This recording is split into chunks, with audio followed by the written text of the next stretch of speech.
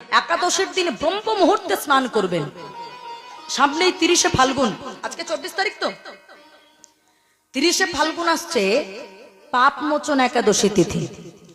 পাপ মোচন একাদশী কেন করতে হয় বলছে, পাপ মোচন একাদশী যদি কেউ পালন করতে পারে সঠিক নিয়মে, তাহলে মানুষ তো অনেক পাপী তাপী কি মায়েরা, আমরা জেনেও অনেক সময় পাপ করে ফেলি, আবার অজ্ঞানত মানে না জেনেও অনেক সময় ভিতরে ভিতরে পাপ হয়ে যায়। বাবা মনে রাখবেন, একটা পিঁপড়েকে মারলেও পাপ হয়।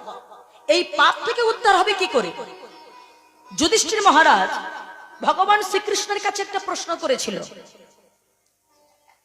হে বাসুদেব, কলিহত জীব তো অনেক পাপে ভরা থাকবে, এই পাপী মানুষরা উদ্ধার হবে কি করে? বলে শোনো, যেদিন এরা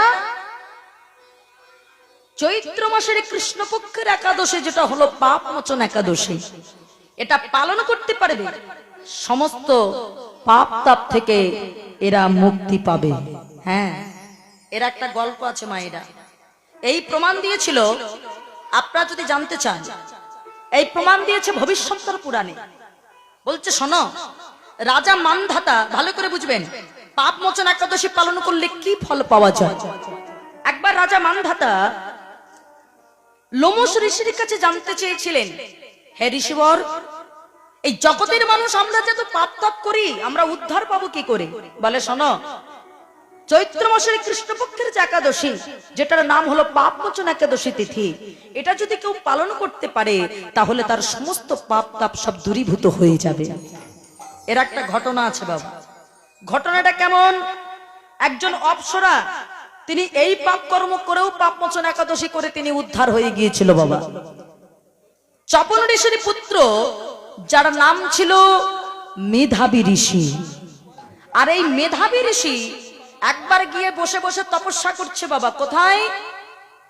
ধনকুবের, জানেন তো আপনারা ধনকুবের? দীপাবলির সময় আপনারা কুবেরের পূজা দেন তো, ধনকুবের। তো এই কুবেরের একটা বন ছিল বাবা, যার নাম ছিল চৈত্র রথ বন।